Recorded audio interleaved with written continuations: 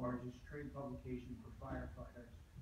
In full disclosure, I've also been an expert witness for DuPont and Essex Industries.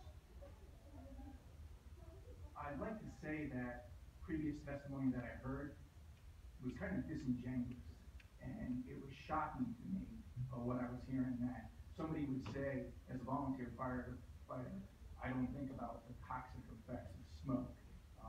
OSHA has well recognized that the environment that firefighters go into is an IDLH atmosphere, immediately dangerous to life and health. That's why firefighters have to be trained in respiratory standard. They have to be trained to National Fire Protection Agency's consensus standards and through state law. So firefighters wear a breathing apparatus for a reason, because smoke is toxic. It's not the campfire smoke that you may know as a kid. Smoke is made up of over 2,000 highly toxic chemicals. And one of the major problems with fire retardants that people almost take a myopic view and they just look at the chemical itself. The problem we have with fire retardants is that it allows the fire to smolder. It generates smoke exponentially. When a fire smolders, it produces carbon monoxide. If you look at any statistic, you will see that carbon monoxide is the leading cause of death and injury for children, adults, and firefighters. If you look at firefighter and civilian deaths in the home, it's an 8-to-1 margin. It's the smoke that's killing our children, our elderly, and even our firefighters. So I take a little bit of offense to what was put out here by the chemical company. I'd also like to make reference, and I had an opportunity to talk to the representative in the hall about high-rise fires. New Haven's had 2 fatal high-rise fires within the last 12 months. Again, it's not the fire that really concerns us. The fire department's going to put that out. When you look at statistically high-rise fires throughout the entire United States of America, you will find that it's the smoke that is killing our residents. So fire retardants, while the chemical industry, and I will not speak completely ill of them, it started off as well-intentioned. And I think the fire department may have even had some input in that of trying to prevent fires. But we tried to solve a problem and created a much bigger problem. So now it needs to be put back in the box, essentially. Even the gear that firefighters are wearing today, the industry and the same chemical companies work on firefighting gear. There is a new, within the last 2 years, push to go back to synthetic fibers that meet the flame resistant standards. Pincata is one of the leading manufacturers in that, and that goes for pretty much every manufacturer of fire gear. So you are correct, Representative Urban. I've been very impressed to hear you talk about flashover today, but no, it's very impressive to see how well read you are on this. But the fact is, people say fires are burning hotter. They're not burning hotter. What they're doing is they're releasing energy at a higher rate. So this wood table, if it was actually wood, it might be, would probably put out 5,000 BTUs as an order of magnitude. But this chair here, made of synthetics, which is essentially solid state gasoline, will put out about 25,000 BTUs. So when I entered the fire service in New Haven, and I worked in the busiest companies in the city 20 years ago, or 19 years ago for that matter, it was rare to even talk about firefighters with superheated gear.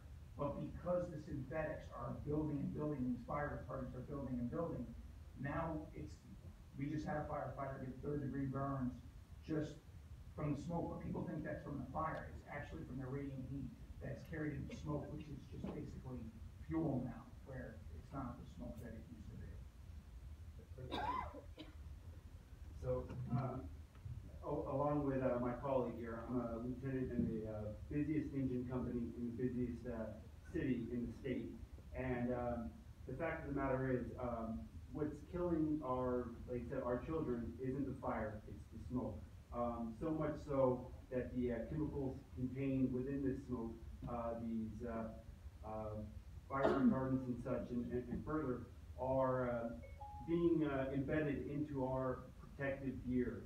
And that protective gear will be penetrated by these chemicals and absorbed by our body, to the point where, they're causing, higher rates of cancer in all firefighters.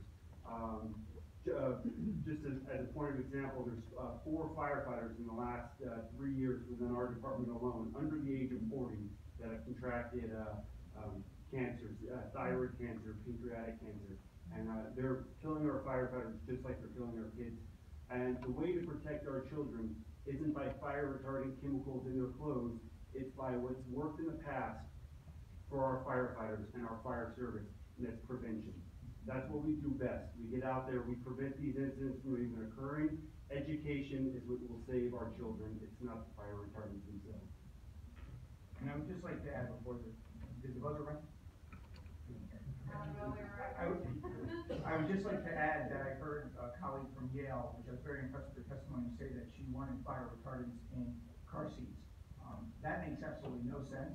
Unless your kid's playing with gasoline and matches in the car seat, having a fire retardant in a car seat makes no sense, because again, it's going to be the products of combustion in the car that get to the child, not the kid lighting on fire in the car. I've never seen a car seat on fire. So, and we've seen this in the FAA too. The seats, they made them more flame retardant over the years, and now they're having a bigger problem because when there is a fire on a plane, it produces smoke exponentially, and it's not smoke like you see on TV. When you're in a structure fire, you can't see your hand in front of your face. You know, sometimes you gotta feel the fire to even know where it is when you're crawling down a dark hall and the smoke's pushing you to the floor. So it's the products of combustion, that's the #1 killer, and the products of combustion in a high-rise fire or any fire that's preventing people from escaping. And I will provide that video of a legacy fire versus the other fire. A modern fire, as the phrase has been coined, will flash over in about 3 minutes, which means essentially the smoke that's being produced in that incomplete combustion will actually ignite, and then that fire travels the entire length of that smoke plume out, which once flashover occurs, we're not dealing with a couch fire or a room fire, which somebody can easily escape. Once flashover occurs, we're dealing with an actual structure fire, a fire that's attacking the structure of the building. And the last thing I'll say is, if you look at firefighter deaths, you will see that collapse and burns are very low for the last 20 years. It's smoke inhalation that's killing us when we run out of air and can't find our way out. So what that gentleman said was, I think he's getting paid to lie to you. And I'll say that in my expert opinion. So now you look for DuPont.